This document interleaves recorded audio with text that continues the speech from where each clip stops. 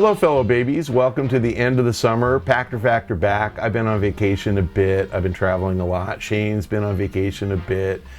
So we just couldn't get our act together to get any episodes for the last couple of weeks. We're back. We're hopeful you're watching on SIFTD.net. You're getting this stuff real time as soon as we put it up. If you're not a SIFTD subscriber, and again, I encourage you to be one. It's inexpensive. You get a ton of content. If you're not, we get it. You can't afford it. Choose not to spend the money. That's cool. You get this on YouTube a week later, but you can do us a favor.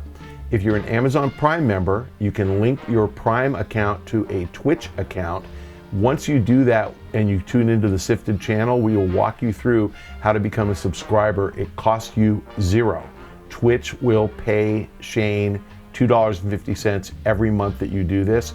Once you've gone through the trouble of linking the two accounts, they remain linked, and then it's a one-button click.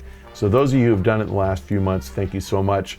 It's helping Shane. He's stepped up from ramen to Kraft macaroni and cheese. So he's eating better now, and we would like him to continue. We think maybe if we get enough of you guys to do this, he can afford a burger every week or two, So please consider linking your Prime and your Twitch accounts and tuning in the SIFTD channel, becoming a SIFTD subscriber on Twitch. Once you do all that, you have to do it each month, but you don't have to link them again. You just have to click one button every month thereafter. So just, if you're watching this and you haven't thought it through, just look and see if you've done it before. Do it for us.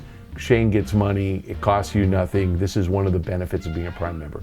So thanks very much. And again, love you, fellow babies. We're going to do some Q&A right now. Our first question from SIFTD from, tough name here, my ZQ, Mix Q, I don't know. Do you think that Microsoft's cell phone-esque payment plan for consoles could also be adopted by Sony or Nintendo? With the upcoming generation of consoles likely priced around the same as cell phones, is it a smart way to get late adopters in the game earlier? Yeah, it works for the cell phone companies. I have to tell you, if you're paying as you go for a cell phone, you are not a bargain hunter. You may not have a lot of money, and you may not be able to accumulate, $600 to $750 to $1,100 or $1,200 for an iPhone XS or whatever, XS Max. But the truth is that these cell phone plans rip you off. So I am in fact an iPhone family. I've got 4 iPhone 7s. We got these things 2 years ago exactly. It is September. We got these 2 years ago. We paid for them. So my kids, I think, got like the $600 model. My wife and I got the $800 model. I'm pretty sure that's what it was. But we got $200 trade-ins for our phones. So when I bought 4 phones, 2 for $600 is 12, 2 for $800 is 16. When I paid $2,800, I got an $800 credit. It cost me $2,000 for 4 phones. I'm 2 years into this, and I'm not paying $30 a month for the privilege of upgrading my phone. So if you take $30 a month times 4, $120 a month, $1,440 a year. So in the last 2 years, I would have spent $2,880 for the right to upgrade. I spent only $2,000. And when I trade this bad boy in to get a new phone, I'm getting a $200 credit. So, the question really then becomes, what are you paying for the plan? I pay $120, no shit, for 4 phones, unlimited talk, text, roaming, long distance, and 30 gigs of data, which actually is enough. I mean, not very many, of us watch Netflix without being in a Wi-Fi, setting. So we use about 7 or 8 gigs a month max. I mean, I think we may have hit 10 once. So it's a really good deal on Sprint if you're looking for it. T-Mobile has a similar plan. Verizon has a similar plan. Back to your question. So Microsoft is, yes, they're capitalizing on the fact that there are a lot of consumers, particularly late adopters, who fall into either not a ton of money, so mom and dad don't make $500,000 a year and buy them everything they want, or they're self-employed, obviously a lot of late adopters. They're either, median income or below, or they just didn't get around to it. And they're kind of those lazy pay-as-you-go types, which is most of you. I mean, I get that. And so Microsoft is saying, we're going to sell you a $250 console, and there's all sorts of different plans, but we're going to give you, the $10 a month Xbox Live Game Pass. We'll throw that in. We'll give you Xbox Live. We'll bundle it all. We'll charge you essentially a 20% discount or something if you pay as you go. And they're selling you an old Xbox. You know, they're selling you one that will very likely be obsolete in the next 2 years. But it's smart. It gets you hooked, gets you used to paying 30 bucks a month or whatever, 20 bucks a month. I can't remember what the plan is. But it's smart for people who don't have, you know, 300 bucks just to start. They can't pay, you know, 250 for the console. They can't pay 60 bucks right up front for Xbox Live. That totally makes sense. So yes, it's a cell phone model. I'm telling you now, you're getting ripped off if you're on the cell phone model. But, you know, I know guys who do it. They go, you know, I'm paying 30 bucks a month, but I get a new iPhone every year. Great. I mean, do you really need a new iPhone every year? If you got a 10 last year, do you really need a 10S this year? Okay, maybe. Not me. I don't get it. And the truth is, one of my kids was like, Dad, when do we get new cell phones? I'm like, you? As soon as you're ready to pay for one.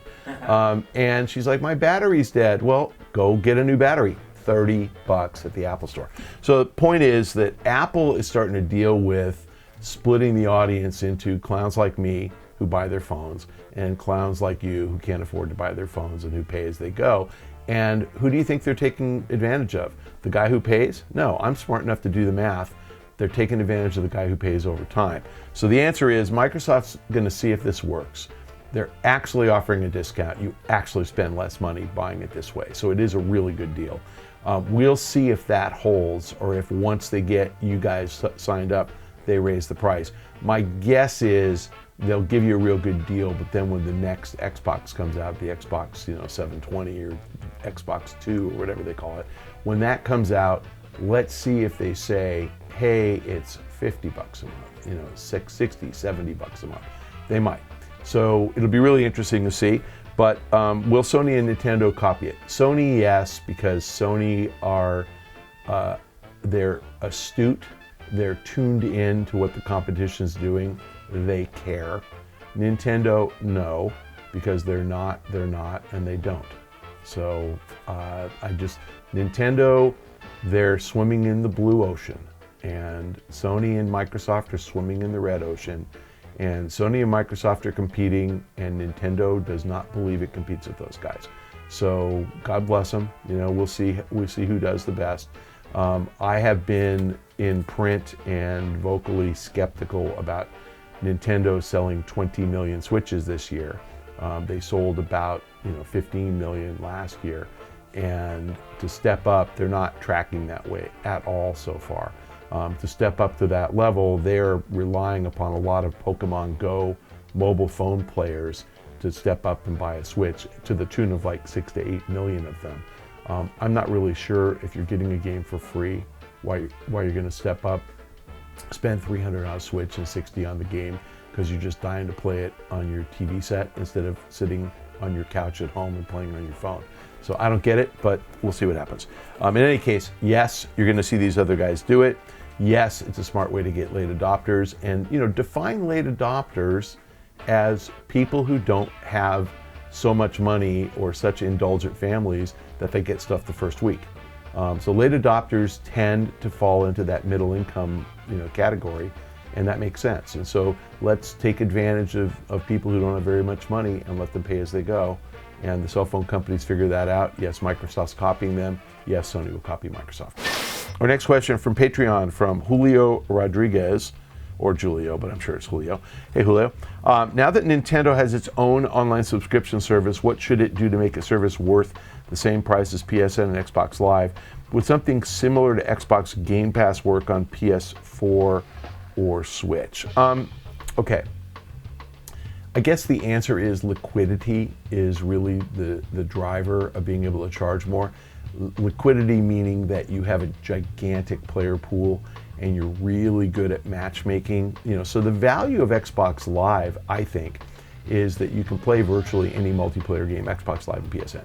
You can play virtually any game, any multiplayer game, and you instantly got a match that makes sense. So if you're like a level 20 in Call of Duty World War II, you don't want to play against level 55 guys because they're going to just kick your ass. I mean, you can obviously choose your friends and play with them, but if you want to get in a match that makes sense, and I think this is going to be the case, by the way, with Call of Duty Blackout. It's going to happen in the first few weeks that there are just players who are kicking everybody's butt. So imagine Ninja playing that, Nade Shot playing that. The guys who are really, really good. So imagine those guys who can kick everybody's ass playing. You don't want to get your ass kicked every time. What's going to happen is they're going to assign you, rankings based on how far you win in each match. And the noobs should all be together, so you get to play against me if it's your first time. I'll be 2 years in, I'll still be playing with noobs because I can't beat anybody. And then, the good guys are going to play against one another. So the matchmaking is really a big part of Xbox Live and PSN. Liquidity of players and liquidity of games. They have everything. On Nintendo, they don't have everything. So Call of Duty is not on the Switch. And I doubt that it's ever going to be on the Switch. FIFA was last year. I think it's on this year. Yeah. But I think there'll come a time when FIFA doesn't. And the interesting thing is, because of EA Access, Origin Access, they're putting all their games on PC. So I think it makes it a little easier to include the Switch audience. We'll see if, Switch liquidity allows for you to actually play a lot of players. It just really depends on how many copies they sell. But Nintendo doesn't have all the games, which means liquidity of games is low. They're not going to be the primary console for most FIFA players if they ever got Call of Duty or Battlefield or Red Dead or Fallout or Fallout 76. So I don't think they can charge as much until they have a similar game offering, and I don't think they can charge as much until they have a lot of liquidity in players. So I don't see that. As far as Xbox Game Pass working on PS4 and Switch, it would work particularly well on Switch. So yes.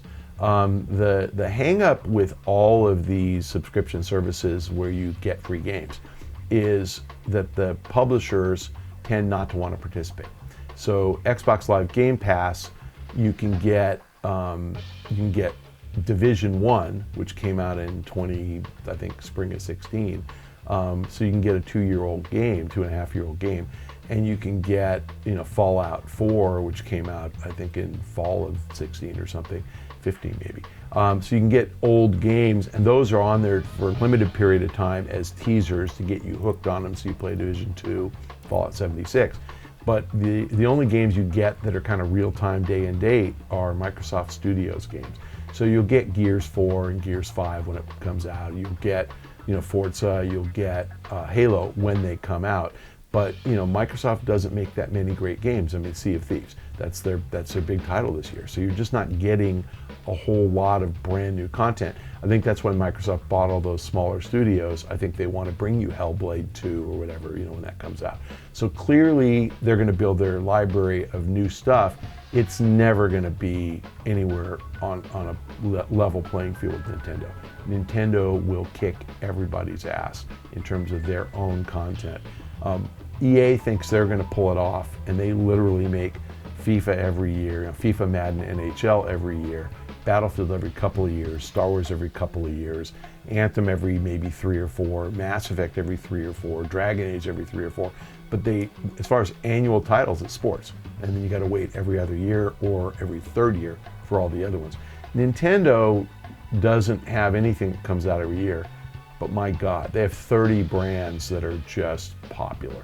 So between, Mario brand, so Mario Odyssey, Zelda brand, Breath of the Wild, Smash Brothers brand, Mario Kart brand, and then you got all these smaller brands like Animal Crossing, Pokemon, Luigi, there's just so much. Mario Party, did I say Yoshi's Island? There's just Pikachu, I never remember, Kirby. There's like billions and billions. There's 30 of them that I think I counted. So I think the Nintendo catalog and Nintendo new releases is compelling. I don't know if Nintendo's going to do it or not. The hang up for everybody is, if I let you subscribe, am I losing money, right? And so the trick is, if I think I'm going to get 60 from you anyway, if I charge you $10 a month, am I going to get 120 from you anyway? Am I cannibalizing? Would I have sold you 3 games and gotten 180? Then I'm losing money. I think Nintendo's a close call, but they're the one that has enough content to actually pull this off. So it'll be interesting to see. I don't think that they're too foolish to skip this opportunity. They'll look at it. So they're not dumb at all, but they're also business people, and they're going to figure out a balancing act between selling you games and having a subscription. They would really benefit if they would say, buy a Switch for $420 and we'll give you all our games in our library for free for a year, they'd hugely benefit from that. And then if you want to renew it, it's $10 a month. I think they can pull that off, but we'll see what happens. And one of the things with how Nintendo's rolling out their subscription, it's very similar to what Microsoft tried to do when the Xbox One launched, with very onerous digital rights management. And again, I don't think it's anti-piracy, but it's kind of a persistent online. You got to be on every week. You've got to pay all the time. You can't lapse. That's going to cause consumers some heartburn. And I'm not sure you're going to get a massive pushback at the outset, but I'm pretty confident that you're going to get a lot of complaints when people accidentally let their subscription lapse and lose all their games forever, or go on vacation for 2 weeks and leave their Switch off and find out that they're out. So there's going to be, I think Nintendo probably has good intentions. I don't think that the company is very friendly, and I do not think they're trying to screw consumers. But I think that somebody in their legal department came up with a way to make sure that nobody rips them off. And that's exactly what Microsoft did with the Xbox One launch. They were trying not to get ripped off, and that's all it was. But it's going to be perceived by consumers as being onerous. I'm not sure consumers actually appreciate how difficult it will be to remain a subscriber. So I'd say for Nintendo to thrive with a more expensive, more than $20 a year subscription, they're going to really have to figure out DRM and not cause people to log in every month. The best subscriber of all is the guy who pays forever and never checks in. Like, I'm an Xbox Live subscriber. I actually pay. And I play everything on PS4. I just do. I play Microsoft games on Xbox, but I almost never turn on my Xbox. And sorry, Microsoft. But I haven't played multiplayer on Xbox probably since 2014. And so Microsoft's gotten $60 from me in 15, 16, 17, 18. And they have all the games with gold, but pretty much everything they give away I already have played. So I don't need to play Assassin's Creed 1. It's great, and I'm glad I did play it, but I bought it and played it. So I'm the best customer ever. So the interesting thing is, Microsoft should be identifying me and saying, why is this guy not on the Xbox? Why is he not coming in? Because as far as they know, I'm not buying any games on Xbox. And the answer really is, I'm not. So I've got my, I think I have it here. Yeah, I still have it here. This Play is it. Yeah, I know. I've been on vacation. Play it. Yeah, I will. It's funny. Every day that passes that I hear about this game, it's like I want to play it more. And I've been seeing all these just rando, like celebrity people, like not game people, saying what a time sink this game is, like how fun. So yeah, I'm gonna play it. And I love the Insomniac guys. But my point is, Sony keeps me engaged with cool stuff, and I think I got a digital copy of Sea of Thieves, and I have no idea what I did with the number. Our next question from YouTube, from Carl595. How do third-party developers typically decide whether to make a game exclusive to one particular platform? I'm guessing Sony, for example, must provide Insomniac with a pretty good incentive to keep games like Spider-Man exclusive to PS4. Yeah, they sure do. Exclusives are a thing that was really prevalent in the 2000s, 2000, 2008 or 9, and kind of faded away in the 2000 teens, and are now just beginning to come back. So you have first-party exclusives, obviously. So Microsoft owns, Turn 10 that makes Forza, and they own the Coalition that makes Gears of War, and they bought the IP for Gears from Epic. But back in the prior decade, Epic was an exclusive producer for Xbox for Gears of War, and they were just paid a fee. And the reason that Microsoft had to buy the brand is because I think Epic was like, nope, we're not doing that anymore. So it's the economics of being exclusive are really difficult, especially if you're number two. So, let's say that we have 120 million consoles out there, just roughly 80, or between Xbox and PlayStation, 80 million PS4s and 40 million Xboxes, probably slightly higher. It'll probably be 20 million higher for PS4 by the end of the year. But 80 to 40, if you sign an Xbox exclusive, you have to sell 3 times as many units on Xbox, or you have to be, caught up. They have to pay you enough to offset not selling to an 80 million installed base of PlayStation. So Microsoft has to pay a lot, and you're not seeing a lot of third-party exclusives for Xbox. You are on $10, $20 download games, but you're not on AAA $60 games. Sony, flip it over. For Insomniac to make Spider-Man and make it an exclusive, they don't have to get 3 times as much. They have to get 50% more. So whatever you think they were going to sell, say 10 million on the PlayStation and 5 on the Xbox, by being PlayStation exclusive, they'll probably sell a little bit more, 11 maybe, and they only have to be made whole for that last 4 million units. And who knows what the profit is for Insomniac, but let's call it $10 a unit, let's go crazy, 40 million bucks, and they're probably okay. So my bias is that what Sony did was they went into Insomniac and they said, look, we'll fully fund game development. So the Insomniac guys put 150 or 200 guys on the game. Takes them probably 4 years to make it. I think that's about when we heard about it. So they're spending, call it $100,000 per guy, or per guy and gal, for 200 people, so $20 million a year. So over the course of 4 years, Insomniac spent $80 million to produce it. I'm pretty confident Sony said, we'll pay the $80 million. And then when the game comes out, we'll split the profits such that Sony will recover back probably 30 or 40 million of their development spend. Insomniac keeps theirs, and then they split the profits based on a formula thereafter. So Insomniac feels pretty good because they're not taking risk on making the game. They obviously don't get another contract like this unless the game is great. And Insomniac has a track record of making great games. This got an 87, which based on what I'm hearing is too low. Should have been a 92. People love this game. And apparently it's so deep and rich that the reviewers didn't even scratch the surface. So they killed it. And Insomniac has said this is an exclusive forever. So they sold the rights forever. The one party I'm surprised at is Disney, because Disney owns Marvel. They had to make sure that the license was allowed, and they licensed it. And again, I know 20th Century Fox makes the movies for Spider-Man, but I think that Disney has the rights to the games. But Disney was fine with this. So, Insomniac made money. Sony has an exclusive that sells PlayStation 4s.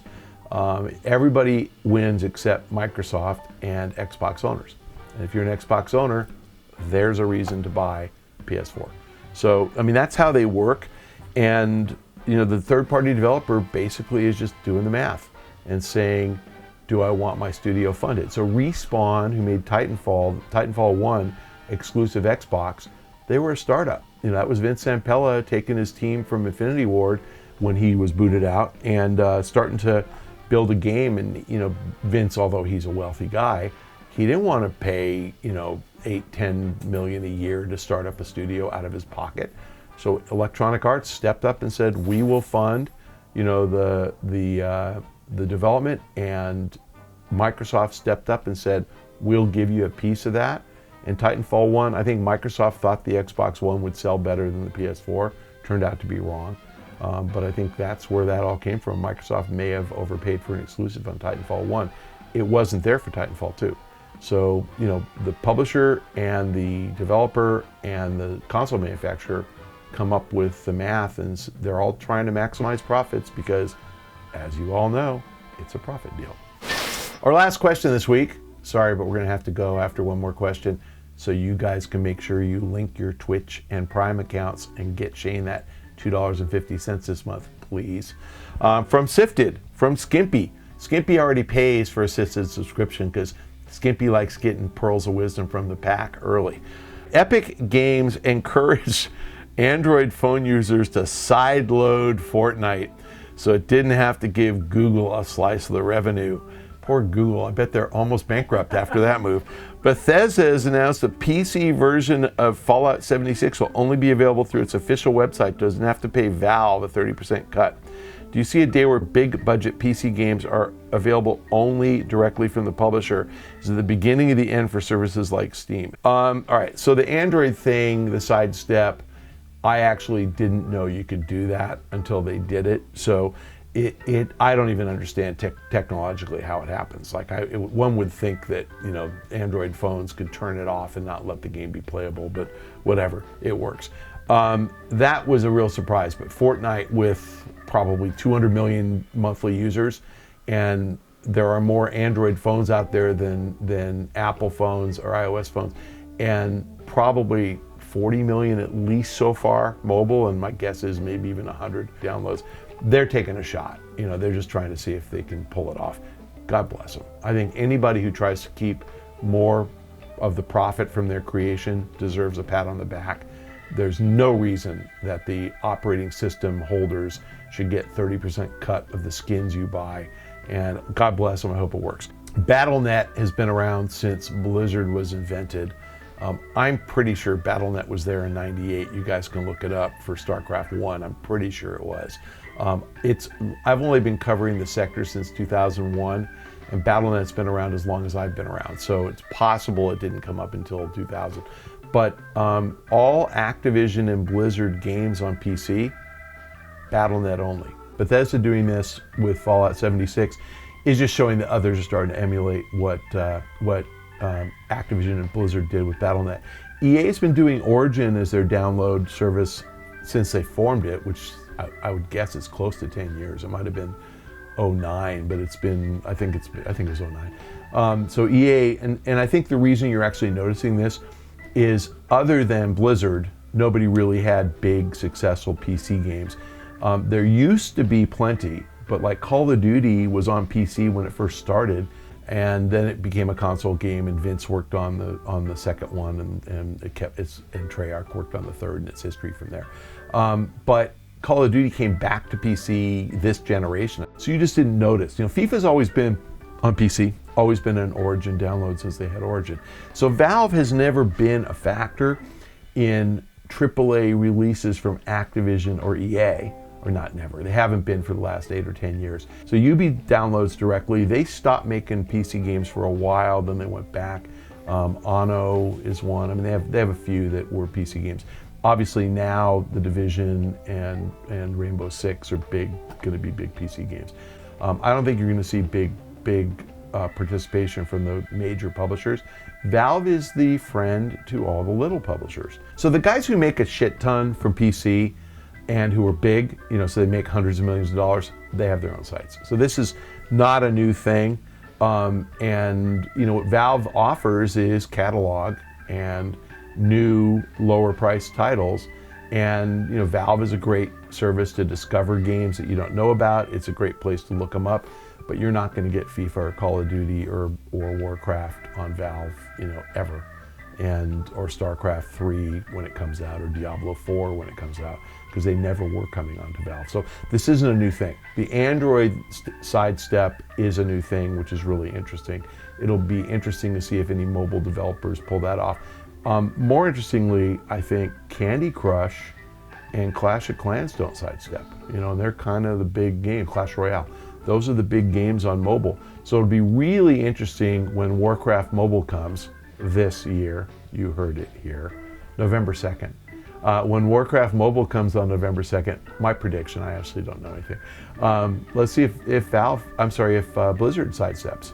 That would really be interesting. Please link your Amazon and Twitch accounts. Click on SIFTD and click to subscribe, and we'll get $250. When I say we, that's the royal we. It's actually going to be Shane. I don't get paid for this stuff. I do it because I love you, my fellow babies, and I want you to be educated and entertained, and at least I think I do the second. So last pitch. If you can't get your act together or do any of this stuff, if you pay nothing, if you're never going to link Prime, or you're not a Prime member, and all you do is suck up my time for free, would you please follow me on Twitter? I've been losing followers again. I'm down to like 43,800. I was over 45,000 for like a nanosecond, and then I dropped. I really would like to be at 50,000. Yeah, the purge. I lost like 1,200.